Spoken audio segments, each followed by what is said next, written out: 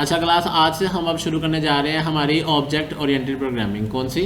Object oriented programming, जिसके अंदर हमारे पास सबसे पहले टॉपिक आ रहा है व्हाट इज़ क्लास, फिर व्हाट इज़ ऑब्जेक्ट। ये सारे टॉपिक्स हम इसमें कवर करेंगे।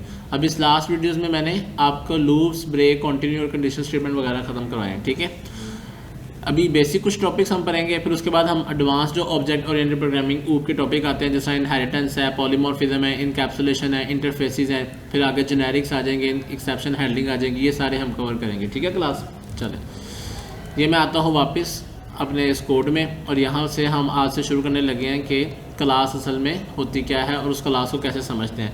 इस टॉपिक को समझने के लिए जो हमारे पास बेस्ट वेबसाइट मैंने आपको रिकमेंड की हुई है वो जावा टी पॉइंट की हुई है, लेकिन आज हम सारा प्रैक्टिकली वर्क देखेंगे। ओके क्लास,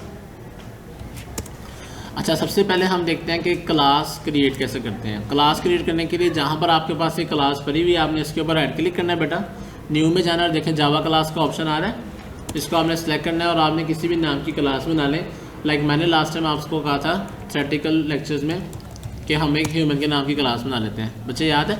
ये मैंने ह्यूमन के नाम की क्लास बना ली। अब इसके अंदर मैं बनाऊंगा, क्लास के अंदर बेटा हमारे पास दो तरह की चीज़ें होती हैं। एक होती हैं प्रॉपर्टीज़, क्या होती हैं, और दूसरी क्या होती हैं, दूसरी हमारे पास आ जाते हैं बिहेवियर्स, जिसको हम क्या कहते हैं, फंक्शंस भी कहते हैं। ऐसे ही है, फंक्शंस भी कहते हैं, मेथड्स भी कहते हैं। ऐसे ही है। प्रॉपर्टीज़ को हम बेटा क्या कहते हैं, वेरिएबल्स भी कहते हैं। क्या कहते हैं? वेरिएबल्स भी कहते हैं, और क्या कहते हैं, वैल्यूज़ भी कहते हैं मिसाल के तौर पे। ठीक है, बिहेवियर्स। ओके बेटा, थैंक यू। अच्छा यहाँ तक समझ आ गई?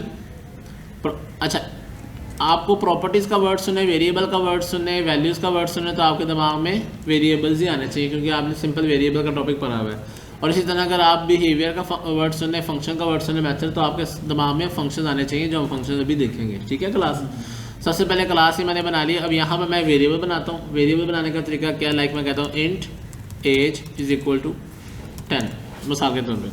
क्लास और ऑब्जेक्ट के बारे में मैंने आपको क्या बताया था कि क्लास के अंदर जब हम वेरिएबल्स बनाते हैं, असल में वो वेरिएबल क्या होती हैं, उस क्लास की प्रॉपर्टीज आ जाती हैं। मिसाल के तौर पे जैसे मैंने आपको एक मिसाल दी थी फ़ैन की। किसकी मिसाल दी थी?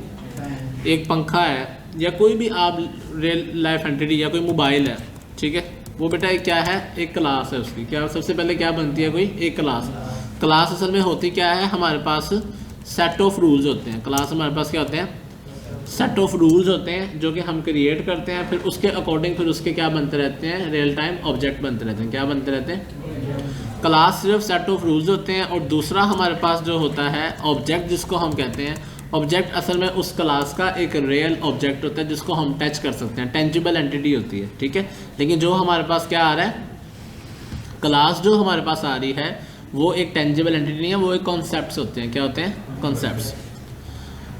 हमारी प्रोग्रामिंग के अंदर भी ऑब्जेक्ट जो होते हैं असल में वही रैम के ऊपर वेट डाल रहे होते हैं। ऑब्जेक्ट क्रिएट जितने ज़्यादा हम करते हैं उतने ज़्यादा हमारे लैपटॉप पे लोड पड़ता है। ठीक है, क्लास आप 100 क्लासेस बना लें, किसी को भी कॉल ना करें, तो आपको कोई भी लोड आपका उसके ऊपर नहीं पड़ेगा। Got it? हो गया, समझ आ गई? अच्छा, अब मिसाल के तौर पर यहाँ पर मैंने एक सिंपल ह्यूमन की क्लास बनाई। ठीक है, ह्यूमन की क्लास बनाने के बाद उसको मैं वैल्यू यहाँ पर 10 नहीं देनी चाहिए। क्यों नहीं देनी चाहिए? क्योंकि हर ऑब्जेक्ट ह्यूमन की एज तो चेंज होगी ना, लेकिन हमने यहाँ पर एक एज ये क्या डाल दिया कि हर ह्यूमन की क्या ना होगी, कोई ना कोई एज होगी। ऐसे ही है।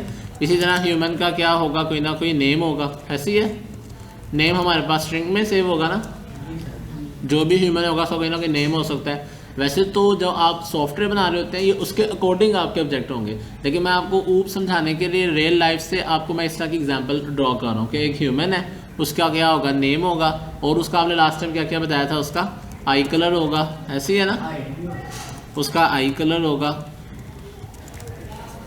ठीक है, ह्यूमन का। और उसका क्या हो सकता है, हाइट हम डबल में ले लेते हैं। डबल क्लियर है ना सबको? फ्लोट की एडवांस टाइप है। डबल में हम कह देते हैं हाइट भी हो सकती है। ओके, और क्या हो सकता है, उसकी एज आ गई और कुछ। ठीक है, मिसाल के तौर पे ये हमारे पास 4 वैल्यूज़ आ गए। सबको क्लियर हो गया? और मैंने इसकी क्या बना ली है, एक सेपरेट क्लास बना ली है ह्यूमन के नाम से। Got it? यहाँ तक समझ आ गई? तो बेटा ये क्लास बनाने का तरीका था, क्लास बनाई और उसके अंदर ही मैंने क्या बना ली, वेरिएबल्स।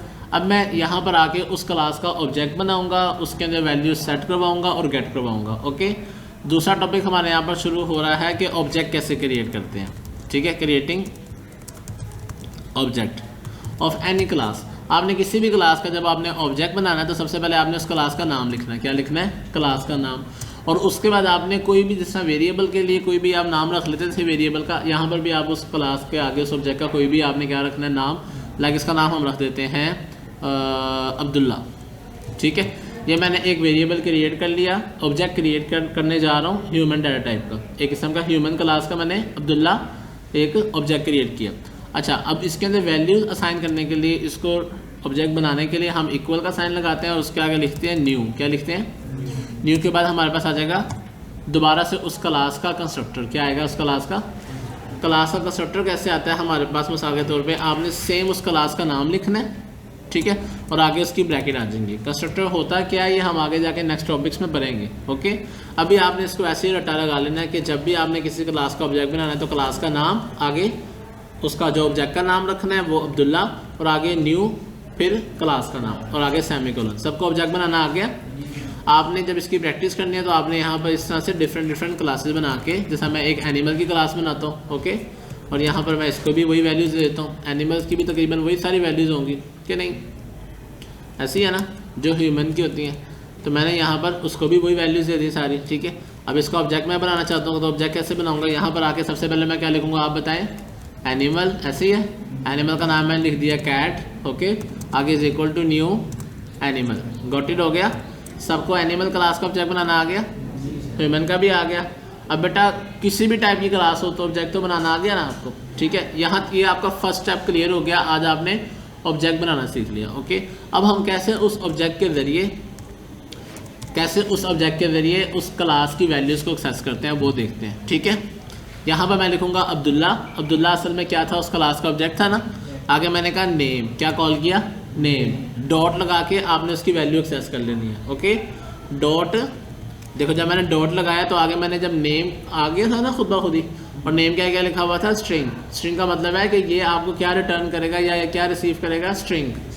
ठीक है, आगे मैंने इक्वल लगा के इसमें वैल्यू दे दी अब्दुल्ला, कि इसका नाम अब्दुल्ला है। ओके, और इसको कोई वैल्यू साइन करनी है, लाइक अब्दुल्ला को हमने एज देनी है तो हम कहते हैं इसकी एज है 26। ओके, अब समझ आ रही है। आगे मैं कहता हूँ अब्दुल्ला का आई कलर जो है वो है ब्राउन। ठीक है, उसके बाद मैं कहता हूँ अब्दुल्ला का मैंने हाइट सेट करनी है तो वो मैं कहता हूँ इसकी हाइट है 5.7। यहाँ तक सबको समझ आ गया मैंने कैसे किया। ये हमने उसकी वैल्यूज़ जो क्लास के अंदर जो वेरिएबल पड़े थे वो हमने क्या कर दिए, डिक्लेयर कर दिए। सबको समझ आ गई। अब मैं ये क्या करना चाहता हूँ, इनकी वैल्यूज़ को अगर मैं प्रिंट करवाना चाहता हूँ तो मैं लिखता हूँ एस आउट। अब्दुल्ला को मैंने पकड़ा, अब्दुल्ला आगे डॉट नेम, जो भी उसका नेम है नेम उठा के ले आओ।